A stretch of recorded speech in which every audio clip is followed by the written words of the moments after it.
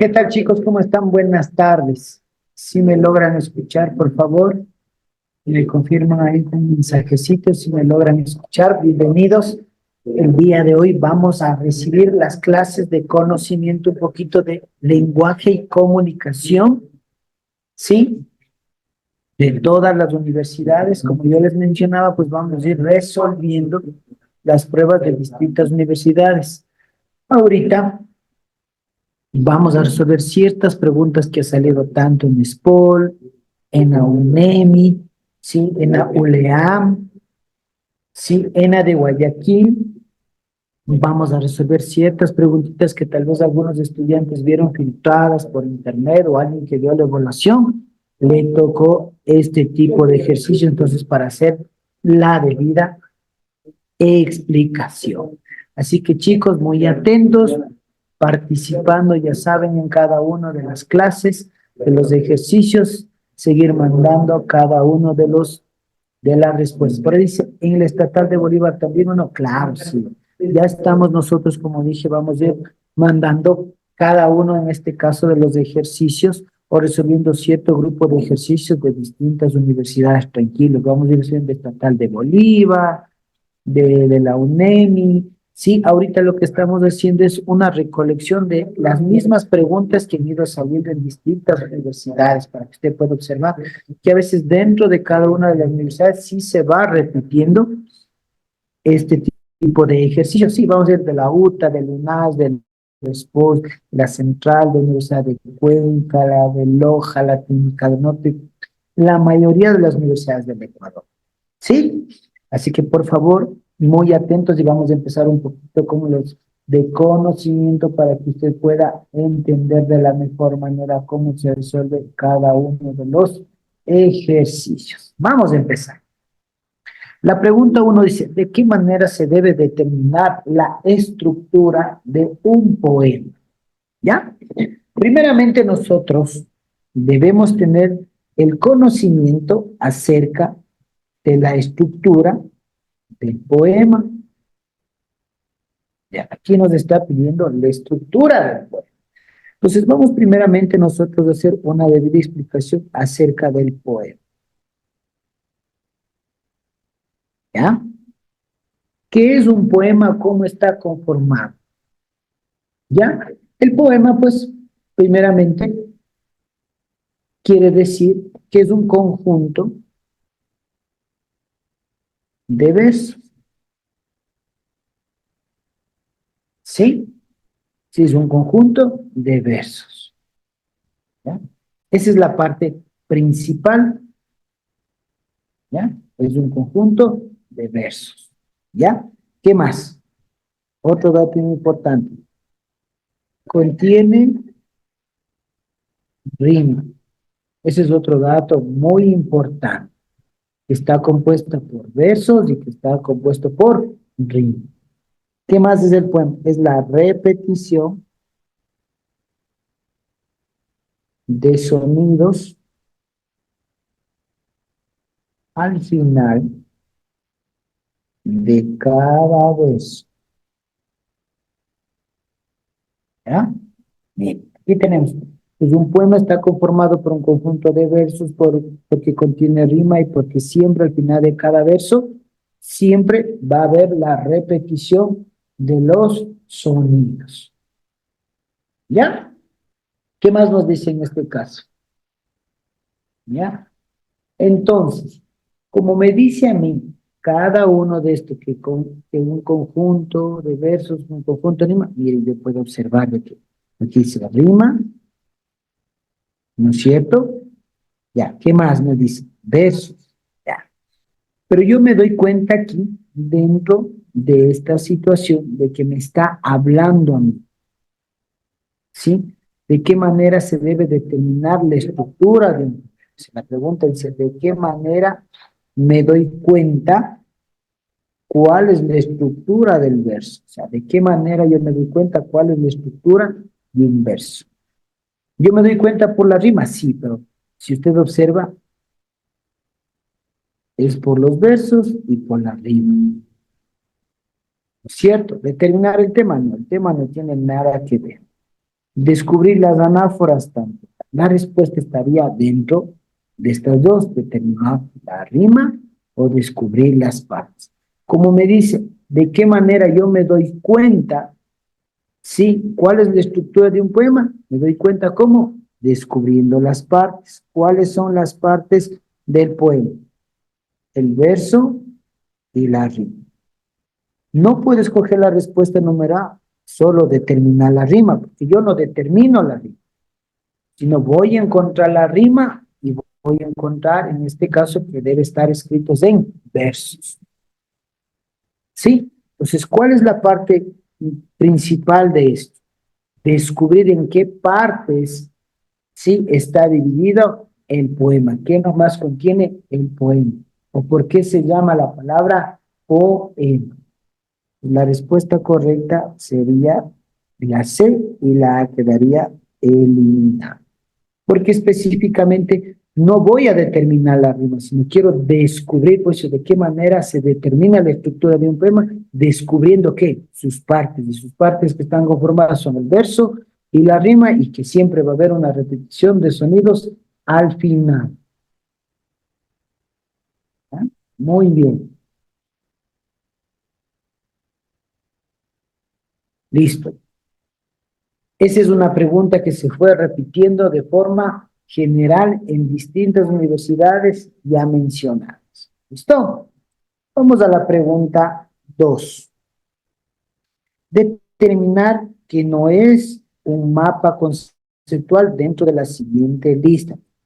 Dice que identifique cuál no es un mapa conceptual. O sea, cuál de estos no es un mapa conceptual. Pues primeramente voy a poner en este caso el significado o qué es un mapa conceptual. ¿Para qué me sirve un mapa conceptual? ¿Sí? Vamos a poner aquí. El mapa conceptual. ¿Para qué sirve el mapa conceptual? ¿Listo? ¿Ya? Entonces aquí el mapa conceptual, sí, nosotros tenemos entendido de que un mapa conceptual, ¿qué nos dice a nosotros?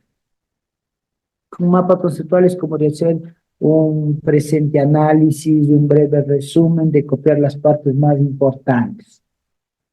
¿Ya? El mapa conceptual es un diagrama,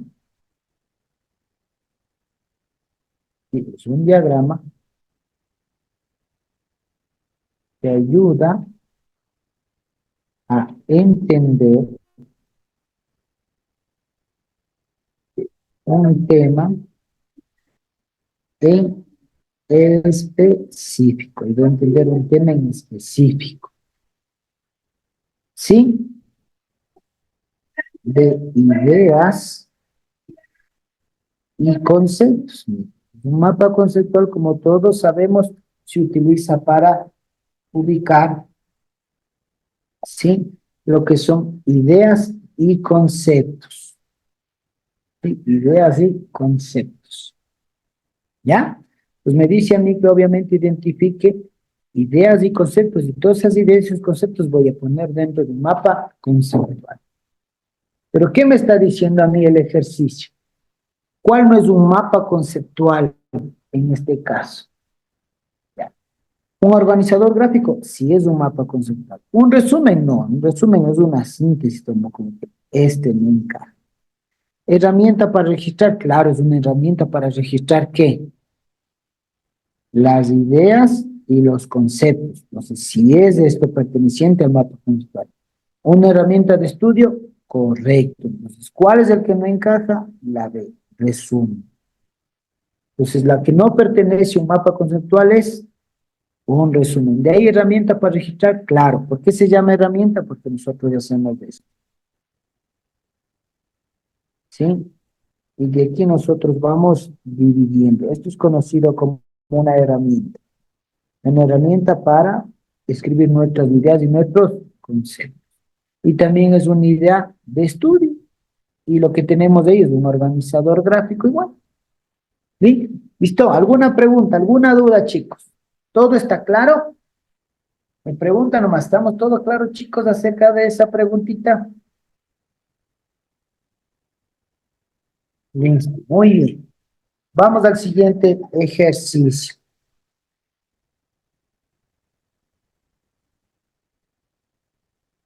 El siguiente nos dice, mire, está relacionado casi a esta vez de lo que les acabé de explicar. A ver, resuélvale por favor, máximo un minutito. A ver, resuélvale rapidito. Está relacionado igual con el mapa conceptual que les acabé de explicar. A ver, resuélvale por favor, rapidito. Un minutito. Ya, escríbanme las respuestas para irles leyendo y les respondiendo. Listo, chicos, muy bien. Todos mandaron la respuesta correcta. A ver, muy bien, excelente, ¿no es cierto? La respuesta que ustedes escogieron, pues es la B, nos dice, lluvia de ideas. Entonces vamos a entender un poquito la pregunta. Dice, ¿cuál técnica? Miren, aquí me está diciendo que cuál es la técnica, ¿sí? ¿Qué tipo de técnica? Para planificar la escritura de un texto. Ah, ya, ¿cuál es la técnica para planificar la escritura de un texto? Estamos hablando para la cual debemos leer algunos artículos acerca del tema. Aquí me está diciendo que debemos leer ciertos artículos acerca del tema. Me está preguntando la técnica, ¿sí? O me está preguntando a mí el elemento, ¿sí? El elemento que se puede utilizar,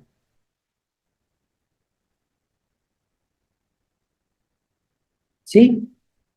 Para planificar una escritura. La consulta no puede ser.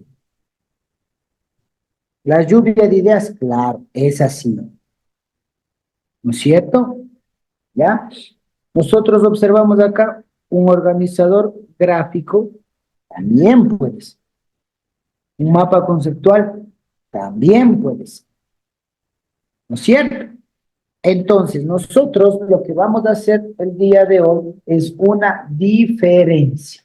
A ver, vamos nosotros a conocer, dice, para planificar una estructura. Vamos por el mapa conceptual. El mapa conceptual quiere decir que se utiliza para visualizar ideas y conceptos. Eso es lo que nos está diciendo a nosotros.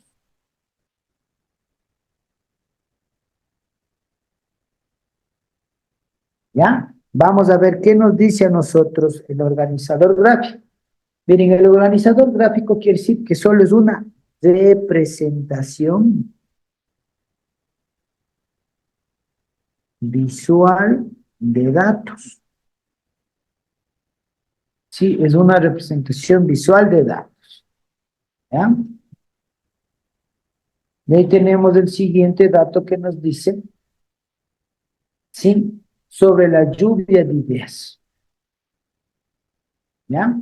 La lluvia de ideas, ¿qué nos quiere decir a nosotros? La lluvia de ideas nos quiere decir, en este caso, que es el fin, ¿sí? Es un fin de encontrar una solución, ¿sí? A un problema, ¿sí? Encontrar una solución al problema, ¿ya? Entonces, miren, aquí lo que me está diciendo es que ellos tienen una técnica. ¿Cuál es la técnica? De planificarles la escritura. La lluvia de ideas dice que le quiere encontrar solución a un problema. ¿A qué es la solución? A planificar la escritura, ¿no es cierto?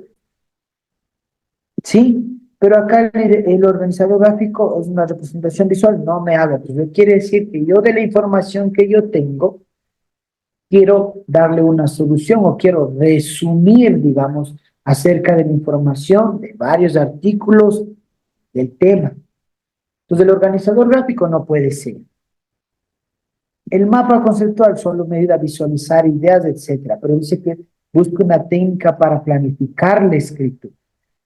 Pues la técnica para planificar la escritura es conocida como lluvia de ideas para que para dar una solución a un problema o algo que se me hace dificultoso estudiar.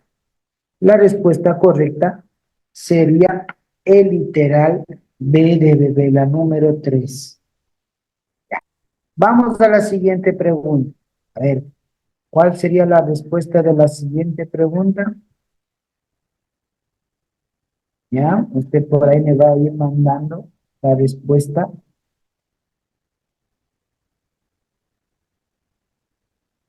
¿Sí? Vamos a ver, la siguiente pregunta nos dice, a la tarea de investigar información bibliográfica de fuentes confiables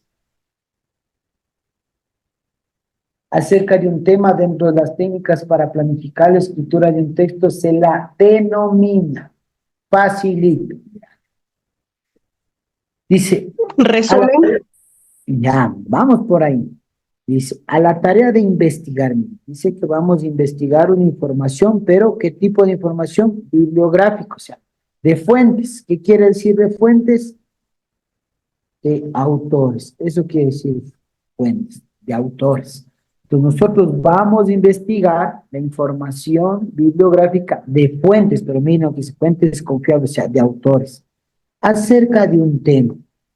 Y dentro dice, voy a ponerle de otro color, dentro de las técnicas para planificar la escritura de un texto se la denomina. Facilito. A ver. Entonces usted cuando va a buscar información, ¿a dónde acude? A las fuentes, ¿no es cierto?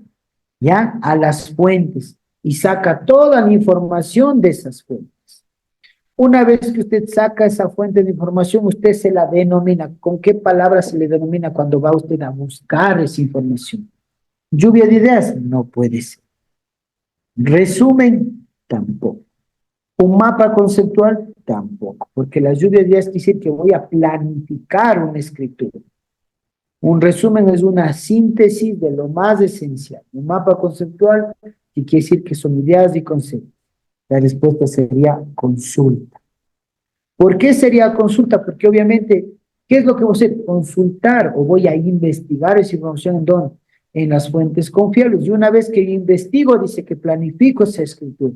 Una vez que yo planifico esa escritura, ¿cómo se le denomina? Consulta. Mediante la consulta o los datos que yo saco de cada uno de los ejercicios, pues llego a realizar la información. ¿Listo?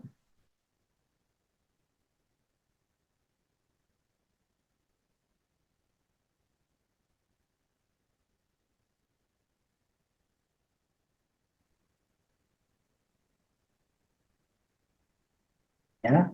Muy bien. Listo. Facilita. A ver, vamos a la otra pregunta. A ver. Ya, esta vez, resuélvale. ¿Cuál de las siguientes herramientas no corresponde a un organizador gráfico? A ver, facilito esta vez. ¿Cuál no corresponde a un organizador gráfico? A ver. Listo, muy bien. Este también estaba súper facilito. Dice, ¿cuál de las siguientes herramientas no corresponde a un organizador gráfico? Pues mire, está preguntando, no corresponde a un organizador gráfico. El mapa conceptual sí corresponde. El mapa mental también corresponde. Un árbol de ideas también, porque todas son herramientas para que pueda organizar información, conceptos. La única es la consulta. La consulta quiere decir la información para realizar un mapa conceptual, un mapa mental, un árbol de ideas. Muy bien. Ahora sí, miren, acá igual tenemos otro ejercicio. ¿Cómo se domina la técnica oral de intercambio de ideas dentro de la comunicación oral? Facilito, son temas, digamos, de cultura general, se podría decir. ¿Cómo se denomina? Dice, o sea, quiere conocer el nombre a la técnica oral de intercambiar ideas, dice. ¿Ya? Entonces dice que quiere conocer cuál es la técnica de intercambio de ideas. ¿Ya? Muy bien. Ah, algunos rapidito ya me responden, excelente. Muy bien. ¿Ya? Excelente. Muy bien. Ya. Miren, aquí quiere decir, si yo voy el intercambio, o sea, cuando me habla a mí de un intercambio, intercambio es un diálogo. Un diálogo o una comunicación. Sí, es el intercambio de ideas, un diálogo o una comunicación entre varias personas. Discusión no puede ser, siempre tengo que eliminar las que menos van. Confrontación, no, pues confrontación es confrontarse con algo, hacer algún problema. Lluvia de ideas tampoco. ¿Cuál sería el conversatorio? El conversatorio quiere decir que es un diálogo, una comunicación, ¿sí? O en este caso, charlar, compartir ideas y emociones en este caso. Muy bien. Vamos a otro ejercicio. A ver, dice, presentar a los demás especialistas en un mismo tema, pero con diversos enfoques para establecer un diálogo. Es el objetivo principal. A ver, facilita. A ver, ¿qué nos dice? Dice que van a presentar a distintos especialistas un mismo tema, ya, ¿no es cierto? Pero con diversos enfoques. O sea, ¿qué quiere decir diversos enfoques? Distintos puntos de vista. Eso quiere decir. Diversos enfoques, distintos puntos de vista. Entonces, ¿qué hace usted? Cuando usted presenta, por ejemplo, va a poner un tema. El tema es el calentamiento global. Tenemos el calentamiento global. Cuando hablamos nosotros de calentamiento global, usted dice aquí que es especialistas. Entonces, ¿qué sucede? Usted va a tener aquí el primer especialista, el segundo especialista, el tercer especialista y el cuarto especialista. ¿Ya? Ahí concordamos. El tema es el calentamiento global y tenemos cuatro especialistas. ¿Sí? Entonces, ¿qué dice aquí? De que cada especialista, si usted va a tomar en cuenta cada especialista, aquí voy a poner el punto de vista. Cada especialista va a dar su punto de vista. ¿Sí? Cada especialista va a dar su punto de vista, pero ¿qué punto de vista? Diferente. Nunca se va a poder dar el mismo punto de vista. ¿Sí? Entonces, cada especialista va a dar un punto de vista diferente al tema tratado. Entonces, como va a dar un punto de vista diferente al tema tratado, ¿cuál es el objetivo de estos puntos de vista? ¿Cuál es el objetivo? El resumen, no, no es cierto. ¿Será un mapa conceptual? Tampoco. El conversatorio podría ser. La lluvia de ideas. Entonces, como me dice a mí que él quiere, miren aquí, establecer un diálogo. Pues si yo establezco un diálogo y la mayoría de especialistas da distintos puntos de vista, ¿qué significa que es un conversatorio que están llegando a un acuerdo acerca de un tema determinado para dar las posibles soluciones? Entonces, la respuesta correcta sería la C. Fácil, ¿ya?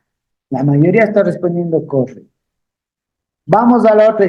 ¿Cuáles son los verdaderos protagonistas del conversatorio? Vamos a poner aquí los protagonistas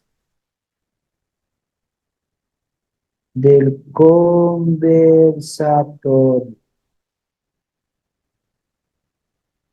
Vamos a poner a los protagonistas del conversatorio.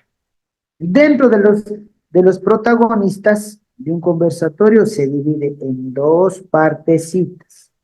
El primero que es el moderador y el otro es el panelista o panelistas. ¿Sí? Esas son las dos partes que se dividen. ¿Ya? Excelente. Los protagonistas del conversatorio es el moderador y el panelista. Entonces la respuesta correcta sería la B. Ellos son el moderador y los panelistas, los encargados. Excelente. Vamos a la siguiente pregunta. Miren, aquí nosotros nos dice otras. Miren, aquí en ciertos ejercicios les están tomando lo que son las normas APA, séptima edición. Otras normas aparte de las APA que se usan para la referenciación bibliográfica son, pues nos está hablando a nosotros de otras normas APA que se utiliza para la referenciación. Las otras normas APA que se utiliza para hacer una referenciación son las Vancouver. Esas son las otras normas, las Vancouver. Muy bien, excelente, por ahí están mandando las respuestas correctas, ¿sí? Las otras normas APA que se utilizan para realizar lo que es una referenciación bibliográfica son las Vancouver. Muy bien. Vamos la 10. Las normas APA fueron elaboradas, aquí si nos pregunta el año, las normas APA fueron elaboradas en el año de 1929. ¿Sí? Fueron elaboradas en el año de 1929 las normas APA. ¿Ya? Vamos acá. A ver, listo. Ahora sí, a ver, resuelve este ejercicio en un minutito, a ver cómo están esas normas APA de conocimiento acerca de usted y ya les voy a explicar. A ver, en un minutito resuelve.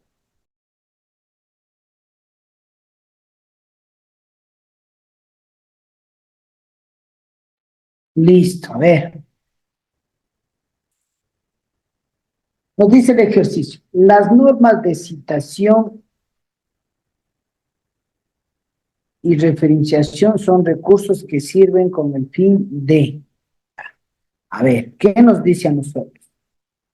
Pues está hablando a nosotros acerca de las normas de citación. Ya, aquí nosotros tenemos las normas de citación. Tenemos las normas de citación, tenemos las citas cortas y tenemos las citas largas. ¿Ya? Nosotros tenemos las citas cortas y las citas largas. Pues, ¿de qué se trata las citas cortas? Las citas cortas quiere decir, o sea, aquí nos va a hablar sobre una cantidad, ¿no? De algunas personas que sepan acerca de este tema. Las citas cortas quiere decir que son 40 palabras y van en comillas. ¿Sí? Siempre van en comillas. Aquí las citas largas son más de 40 palabras y no van entre comillas. ¿Sí? Entonces, cita corta quiere decir cuando son solo 40 palabras y va con comillas, y cita larga quiere decir cuando son más de 40 palabras y no va en comillas. Es lo que nos dice. Nos dice que estas normas de citación y referenciación, cuando nos habla de referenciación, ya nos está hablando de los autores, de la bibliografía. Son recursos que sirven con el fin. ¿Para qué nos sirven esas citas? ¿Para qué nos sirven esos autores? ¿Para qué nos sirve toda esa información? ¿Calificar un artículo científico? No. ¿Resumir el contenido del documento? Tampoco. ¿Reconocer qué ideas no le pertenecen? Correcto, eso es lo que nos dice. ¿Por qué reconocer ideas que no le pertenecen? Por eso va citado con el autor, para que esa partecita no le salga copia, ¿sí? O no le salga plagio. D. La D nos dice comunicar de forma imprecisa un documento. No. La respuesta correcta sería la C. Muy bien. A ver, vamos. Este ejercicio 12, a ver, resuélvale. Este ejercicio ya un poquito, digamos que es difícil. A ver, resuélvale, por favor. ¿Ya? Listo, chicos. A ver, ¿qué nos dice el otro ejercicio? El artículo de opinión es un género periodístico, nos dice. ¿Ya? Que a diferencia de las noticias, reportajes o crónicas, el escritor debe o no alinearse con la ideología del medio de comunicación impreso, en este caso el autor debe o nos referimos a qué nos referimos. ¿Ya? Excelente. Mirará, ¿qué nos está hablando a nosotros? A ver. Dice, aquí este ejercicio un poquito con trampa, por ejemplo. Algunos yo voy leyendo que dice la A, la B, la C. Bueno, este ejercicio un poquito con trampa. Aquí nos habla acerca del artículo de opinión. Nos dice que el artículo de opinión es un género periodístico, pero este artículo de opinión dice que es diferente a las noticias, es diferente a reportajes, crónicas, etcétera. Dice, ¿el escritor debe o no alinearse? O sea, la pregunta que nos dice, a ver, si el escritor debe o no alinearse con la ideología del medio de comunicación impreso. O sea, me está manifestando a mí si al momento de que usted realiza un reportaje, tiene que hacerse de acuerdo a lo que está detallado, de acuerdo a lo que está impreso en información, o eso fluye nomás. Pues en este caso nos dice a nosotros, en este caso el autor debe o nos referimos a qué nos referimos. Se sujeta a pocas reglas, se sujeta a reglas, no se sujeta a ciertas reglas de medio de comunicación. Entonces aquí debemos entender nosotros que cuando una persona realiza un reportaje, quiere decir que no sigue una guía, sino que fluye la conversación, fluyen las preguntas, es como a los futbolistas, a cualquier persona del sector público o personas que están transitando, les hacen las preguntas de cómo se siente, digamos, el nuevo gobierno, cree que seguiría siendo presidente, entonces eso va fluyendo, entonces no se debe sujetar a ciertas reglas. ¿Cuándo, por ejemplo, va a sujetarse a ciertas reglas? Cuando sea una entrevista. Ahí sí debe sujetarse a ciertas reglas. Entonces, ¿se sujeta a pocas reglas? ¿Se sujeta a reglas? Tampoco. No se sujeta a reglas, claro, esto sí, no se va a sujetar a reglas como es solo, nos dice que el artículo de opinión es un género periodístico, pero se hace la diferencia entre las noticias, reportajes y crónicas. ¿Sí? Entonces, la de se sujeta a ciertas reglas de medio de comunicación, no. Entonces, las noticias quiere decir que son datos reales de lo que va sucediendo. Los reportajes igual los hechos donde se van dando, en qué lugar y en qué tiempo. Las crónicas quiere decir lo que se hizo en un día, a dónde fue. Eso es una crónica. A veces crónicas decimos algo malo, sangriento, no. Crónica quiere decir cuál fue su rutina del día. Entonces nos dice que hay una diferencia. Se habla de diferencia porque cada uno se habla de distintos temas. Pero todos estos géneros periodísticos no se sujetan a reglas. ¿Por qué no se sujetan a reglas? Porque eso va fluyendo de la mejor manera. ¿Listo?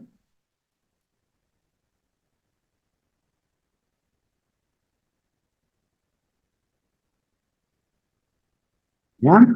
Muy bien. Vamos al ejercicio número 13. ¿Qué nos dice el ejercicio número 13? ¿Cómo se considera un periódico, entre otras cosas, cuando su página de opinión alberga artículos que corresponden a diversas posturas teóricas, incluso enfrentadas entre sí? Dice que nosotros nos va a hablar sobre un periódico. ¿Cómo se considera un periódico? Entre otras cosas, cuando dicen, cuando en esa página de opinión alberga artículos, pero ¿qué artículos alberga? Que corresponden a diversas posturas teóricas. O sea, ¿qué quiere decir? Diversas posturas teóricas quiere decir diferentes opiniones o diferentes temas. Entonces, ¿qué nos está preguntando? Que cuando usted tiene un periódico y tiene, por ejemplo, ciertas páginas de opinión que tiene varios temas, varias opiniones, y están enfrentadas entre sí, ¿cómo se las conoce, cómo se las considera? Privado no puede ser privado porque hay distintos puntos de vista. Plural podría ser por lo que dice que hay diversos temas o diversos puntos de vista. Gobernista no, pues no tendría que ver nada que ver con el gobierno, nada. Opositor tampoco. La respuesta correcta sería La B. Plural. ¿Por qué? Porque como hay distintas opiniones y hay distintos temas, pues obviamente se van a dar diversas posturas teóricas. Pues quiere decir que hay diversos temas conocidos de forma plural. ¿Ya? Vamos al siguiente. ¿En qué persona gramatical debe ser redactado un artículo de opinión? Mira, nos está diciendo de la siguiente manera. ¿En qué persona gramatical? Bien, nosotros tenemos primera persona, segunda persona y tercera persona. Y nos dice, ¿no es cierto? ¿En qué persona gramatical debe ser redactado un artículo de opinión? O sea, debemos determinar si el artículo de opinión debe ser redactado en primera persona, en segunda persona, en tercera persona o cuarta persona. No. Siempre, ¿sí? Siempre para redactar un artículo de opinión, por eso dice de opinión. No dice de opinión, son puntos de vista. Entonces, cuando yo voy a redactar, sí, un artículo de opinión, voy a dar mi punto de vista, siempre debo redactar en primera persona. Cuando yo realice, por ejemplo, una investigación, ahí va en tercera persona, una investigación. Cuando yo realice una investigación, ahí va en tercera persona. Se realizó, se encontró. Pero cuando yo realice un artículo de opinión, quiere decir que es como que de forma presente, en la actualidad, quiere decir que es primera persona. La respuesta correcta sería la B.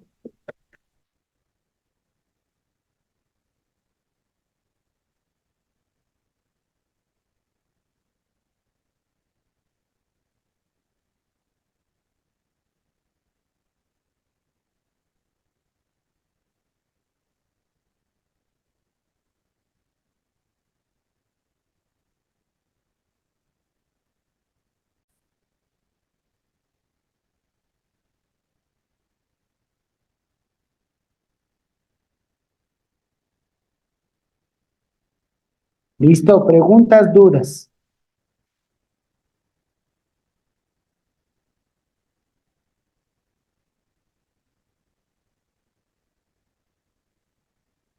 Si estamos claros, chicos, hasta ahí.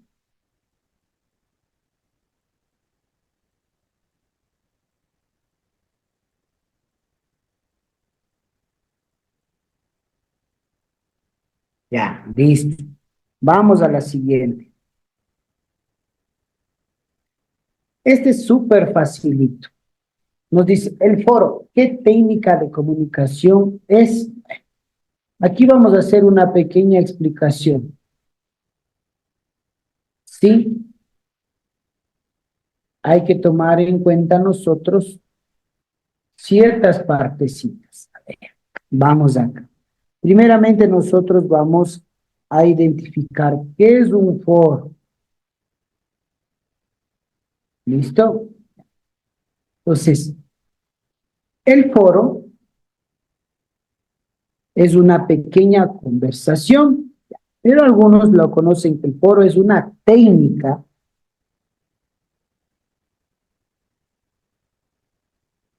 de comunicación. Sí, una técnica de comunicación oral. Excelente. ¿Ah? Pues con eso yo ya les dije todas las respuestas, ¿cierto? Pero adicional, siempre es importante conocer las partes de un foro. ¿Sí? Siempre debemos conocer las partes de un foro. Aquí en las partes de un foro, la primera parte que siempre vamos a tener es la introducción. Sí, siempre vamos a tener la introducción. ¿Ya? Eso es lo más esencial, la introducción. Después de eso que nosotros tenemos la introducción, aquí dentro de esto vamos a tener una justificación. Una justificación del. ¿Sí? Y después ya viene la información acerca del juego. ¿Listo? ¿Ya? Entonces dice, el foro. El foro, por ejemplo, auditiva no. Visual no. Estaría entre las dos, ¿no es cierto? Puede ser escrita o oral. Entonces el foro es una técnica más oral que escrita. Sí, el foro se da de forma oral, es un conversatorio como un debate donde usted va a compartir las ideas o va a dialogar con la otra persona. Es decir, que es oral, no es escrita. ¿Listo? Muy bien. Sí, el foro, la técnica de comunicación de un foro es oral. ¿Sí? Esa es la correcta. Y vamos a la otra preguntita. Miren, esta es una preguntita de cultura general acerca de lengua y literatura que nos dice de la siguiente manera. ¿Cuál de las siguientes es causa principal de la diglosía entre el castellano y las lenguas originarias de nuestro país? Muy bien, facilito. Esta es una historia de cultura general para que algunos tal vez que no lo saben. Ya, ver, por ahí nos están mandando muy bien, excelente. Aquí nos menciona a nosotros la diglosía. La diglosía, vamos a escribir aquí, la diglosía es cuando son dos lenguas en el país o en un lugar, puede ser. Ya, me pongo en un país o en un lugar. Entonces, miren, ¿qué sucedió? Aquí, por ejemplo, en el Ecuador se habla el castellano o español que se conoce y el quichua. Pues de eso quiere decir la disglosía entre el castellano y las lenguas originales. Y me dice que determine cuál fue la primera causa. La causa, la causa de diglosía fue, y todos sabemos, la conquista española, porque ellos vinieron y nos conquistaron y ahí se mezclaron españoles y salieron los criollos, salieron los mestizos, etcétera. Entonces se aplicó lo que es el español y el quichua, o sea, dos idiomas al mismo. La respuesta correcta sería la conquista española. ¿Sí? Y la conquista española, cuando vinieron acá, nuestros incas, nuestros indígenas hablaban el quichua y ellos hablaban el español y no se podían entender. Y desde ahí, como hubo la mezcla de razas, pues obviamente salieron los mestizos, los criollos, algunos hablan lo que es el quichua y algunos, cierto grupo, el español. A eso se le conoce como la diglosia. Listo, chicos. Preguntas, dudas. Todo está claro acerca de este temita del día de hoy, de las preguntas que han sido más frecuentes dentro de todos los exámenes de las universidades. Y creo que se han respondido bien la mayoría de estudiantes. Excelente. Muy bien. ¿Estamos claros? Preguntas, dudas.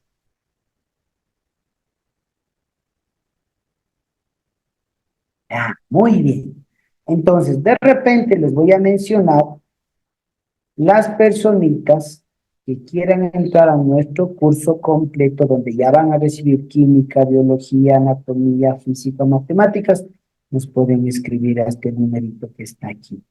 Sí, no se olvide que tiene un valor solo de $50 todo el curso. Sí, ya mismo vamos a empezar con el entrenamiento intensivo. Aquí les voy a poner el intensivo. Ya vamos a iniciar con ese intensivo de que las clases van a ser de 8 a 12 y de 2 a 6 de la tarde. O sea, ya va a ser todo el día, chicos. Ya van a empezar a recibir de todas las universidades las personas que deseen ser parte de nuestro grupo VIP, que puedan ingresar a nuestra plataforma, ver los videos. Solo tiene un costo de $50 todo el curso hasta el último día de la prueba, con toda la información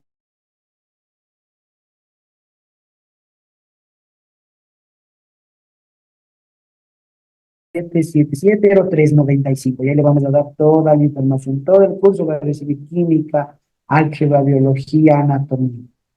Sí, todo el curso tiene un valor de $50. A este curso se le va a añadir todos los PDFs de las distintas universidades, todos los libros y las pruebas o preguntas que nos vayan llegando días antes del examen. Así que por favor, si alguien quiere ser parte de este curso y recibir estas horitas clases ya todos los días de 8 a 12 y de 2 a 6, tiene solo un valor de $50 todo el curso. Así como les dije un día, nosotros como Educarte lo que queremos es que ustedes entren al curso. Si no queremos de repente lucrar o si vale 300, vale 500. Solo tiene un valor de $50 porque queremos que ustedes como estudiantes entren al curso y lo vamos a lograr con todos los documentos que nosotros les vamos a dar. Listo, chicos, entonces no me queda más que despedirme de ustedes y nos vemos la siguiente clase para seguir viendo ciertos temas y para la siguiente clase ya voy a ver si preparo la prueba de alguna universidad. Sí, de que ustedes me enviaron ahí en el chat de varias universidades las anteriores clases. Listo, chicos, cuídense mucho, que Dios les bendiga, espero que les haya gustado la clase y nos vemos el día jueves para las clases. Cuídense mucho y cualquier cosita, pues, si necesitan información, aquí está el número al cual deben informarse. Cuídense mucho, chicos, les agradezco por ingresar a las clases del día de hoy. ¿Ya? Bendiciones, chicos, a cada uno de ustedes.